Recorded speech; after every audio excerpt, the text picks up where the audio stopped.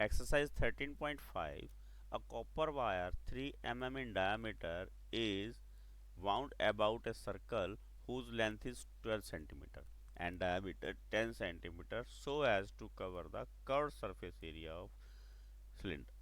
Find the length and mass of the wire assuming that the density of copper to be 8.88 gram per centimeter cube.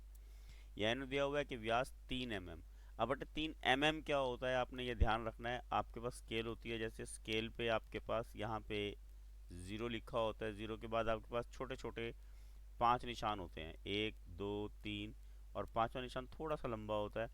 फिर उसके बाद 4 निशान फिर होते हैं, 6 7 8 9 और ये 10, 10 पे 1 लिखा होता है। ये 1 सेंटीमीटर जब आप मेजर करते हो कितना होता है ये 1 सेंटीमीटर। तो इस 1 सेंटीमीटर के कितने निशान होते हैं इसके बीच में, 10 निशान होते हैं। तो आपको क्या ध्यान रखना, 1 सेंटीमीटर में 10 mm होते हैं। कितने होते हैं 1 सेंटीमीटर में, 10 mm। इसका हम यहाँ पे यूज करेंगे। व्यास 3 mm वाले तांबे के तार को 12 सेंटीमीटर लंबे तथा 10 सेंटीमीटर व्यास वाले एक बेलन पर इस प्रकार लपेटा जाता है कि वह बेलन के वक्र पृष्ठ को पूर्णतः ढक लेता है। तार की लंबाई और द्रव्यमान ज्ञात कीजिए, यह मानते हुए कि तांबे का घनत्व 8.88 ग्राम प्रति घन सेंटीमीटर क्यूब है।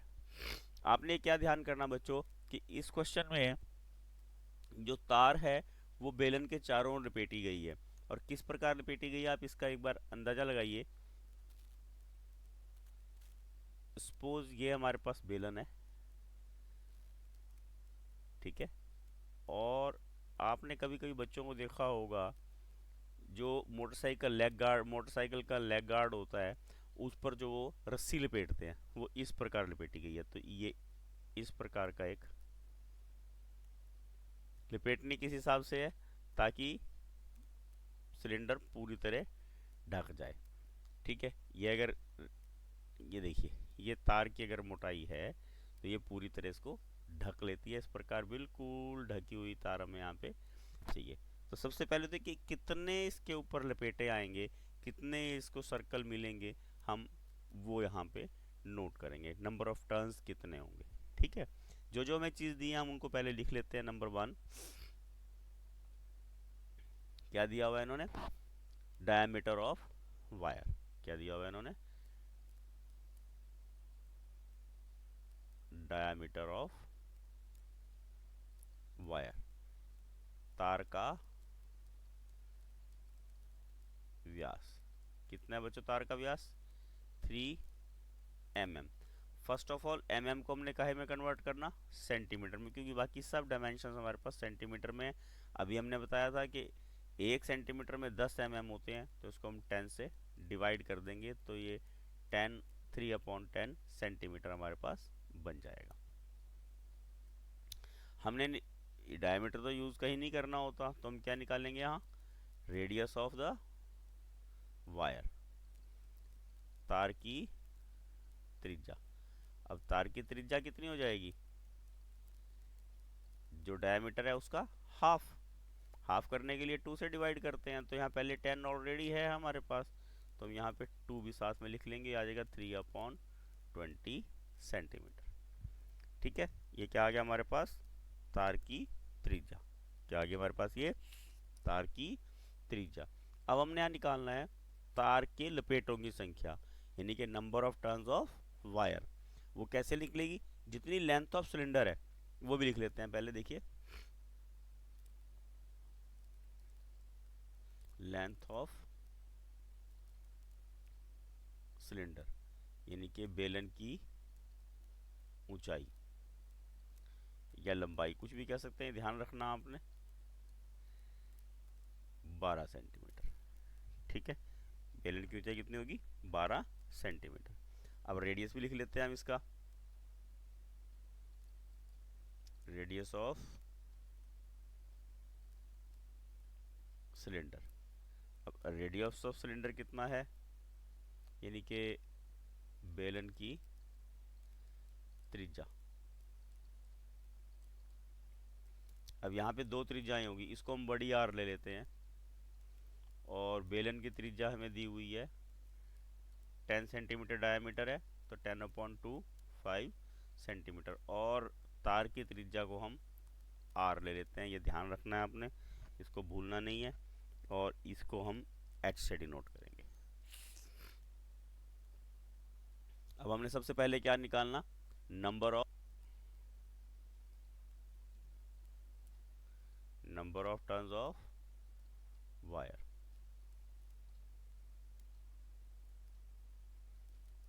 Number of turns of wire सबसे पहले हमने निकालना है। अब आप ये देखिए, number of turns of wire निकालने के लिए हमें क्या करना पड़ेगा, जो लेंथ ऑफ सर्कल है बच्चों, क्या है, जो लेंथ ऑफ सर्कल है उसको वायर के रेडियस से डिवाइड करना है। क्या करना है, जो लेंथ ऑफ सर्कल है, इसको हिंदी में भी लिख लेते हैं, तार के लपेटों की संख्या। कैसे निकालेंगे, लेंथ ऑफ सिलेंडर अपॉन जो टोटल व्यास है उसका, सॉरी यहाँ पे व्यास करना है, मैं वो बोल गया था गलती से, डायमीटर ऑफ वायर। तो लेंथ कितनी है हमारे पास 12, और डायमीटर कितना है 3/10, 3/10 मीन्स 0.3। अब 3/10 को हमने देखो यहाँ से डेसिमल कन्वर्ट करना, यहाँ 3 रहेगा और 10 हमारे पास ऊपर चला जाएगा, 3 से हमने 12 को कट कर देना तो हमारे पास 40 आ जाएगा, यानी कि 40 उसके ऊपर सर्कल लगने हैं।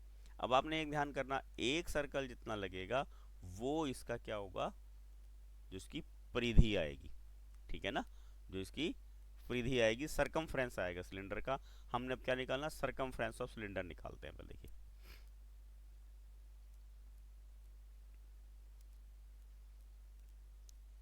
सरकमफ्रेंस ऑफ सिलेंडर यानी कि बेलन की परिधि।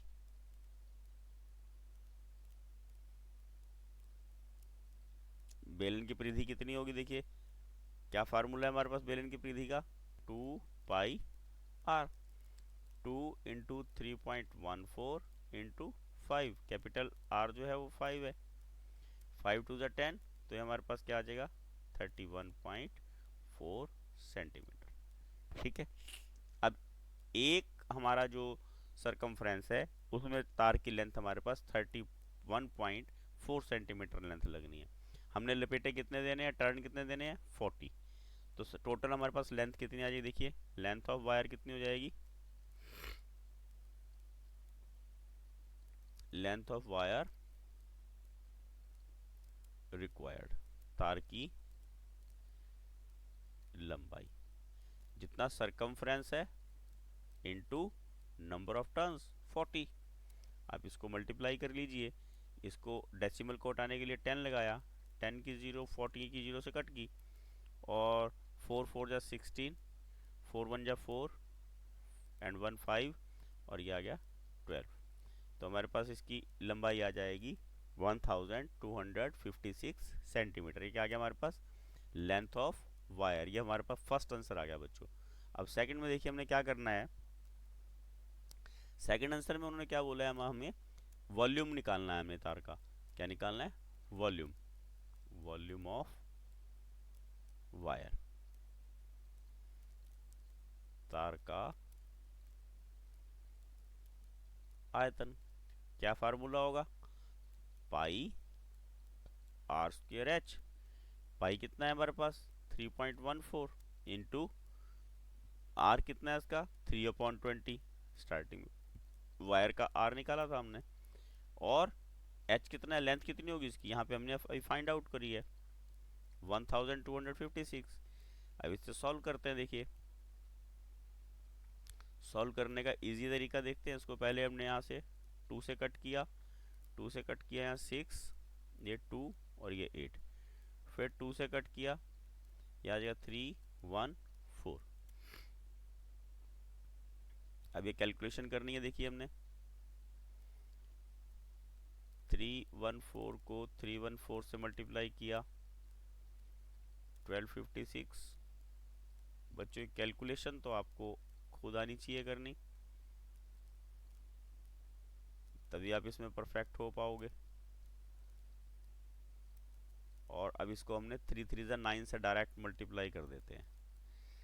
9 6 जा 54 और 9 9 जा 81 एंड 5 6 ये आ गया 8, 9 5 जा 45 एंड 8 53, 3 ये 5 लेफ्ट रहा, 9 8 जा 72 एंड 5 77,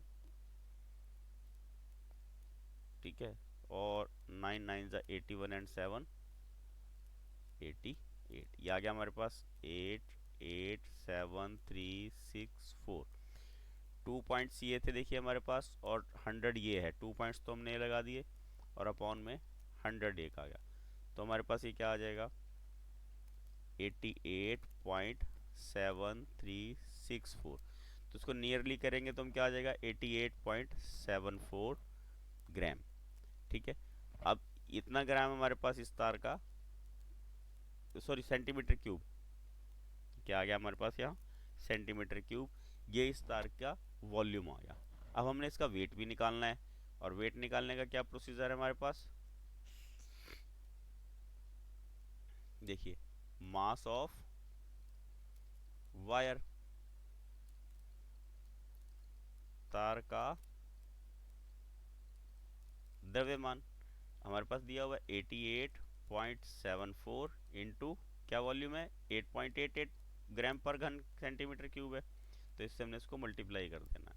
देखो मल्टीप्लाई करते हैं एक बार, 8874 को 888 से मल्टीप्लाई करना है, 8 4 जा 32, ये 3 ये आ गया 56 और प्लस करेंगे 9 59, 9 आ गया, 8 8 जा 64, 64 में 4 5 प्लस किया 69 और फिर 6 बचा, 8 8 जा 64 में 6 प्लस किया 70। अब यही आएगा बार बार हमारे पास, क्योंकि मल्टीप्लिकेशन में 9 9 है, सॉरी 8 8 है वहाँ पे जिससे हमने मल्टीप्लाई करना है, तो दोबारा दोबारा करने की ज़रूरत नहीं है। 9 11 इवन का 10 और 11 21 20 8 8 और ये आएगा 7, तो हमारे पास आ गया यहाँ 7 8 8 0 1 1 2 और 4 डेसिमल्स हमारे पास यहाँ आगे, इतने ग्राम हमारे पास निकल, नियरली 788 ग्राम जो है वो तार का मास आ जाएगा टोटल। ये हमारा आंसर आ गया, दो आंसर आ गए हमारे पास, मास ऑफ वायर और लेंथ ऑफ वायर। दोबारा आप देखेंगे एक बार इस क्वेश्चन में ध्यान से, स्टार्टिंग से हमने क्या किया था, सबसे पहले हमने डायमीटर ऑफ वायर लिखी, उसके बाद रेडियस ऑफ वायर निकाला हमने, लेंथ ऑफ सिलेंडर लिखा, length of radius of cylinder निकाला, फिर सबसे पहले हमने नंबर ऑफ टर्न्स निकाल लिए, जो लेंथ ऑफ सिलेंडर है अपॉन डायमीटर ऑफ वायर करके। उसके बाद हमने क्या करना, सरकमफ्रेंस ऑफ सिलेंडर निकालना है, बेलन की परिधि निकालनी है 2 पाई आर करके, ठीक है। वहाँ से हमें लेंथ ऑफ वायर निकल जाएगी, क्योंकि जो हमारे पास सरकमफ्रेंस आएगा उसको नंबर ऑफ टर्न से मल्टीप्लाई कर देना है, उसका वॉल्यूम निकाल लेना है बस। वॉल्यूम में आपने लेंथ जो है वो वायर की लेंथ जो हमने निकाली है वो यूज़ करनी है, और कैलकुलेशन करके हमारे पास आंसर 788 ग्राम्स उसका मास आ जाएगा। ये बच्चों फर्स्ट क्वेश्चन आपका कंप्लीट हो जाता है।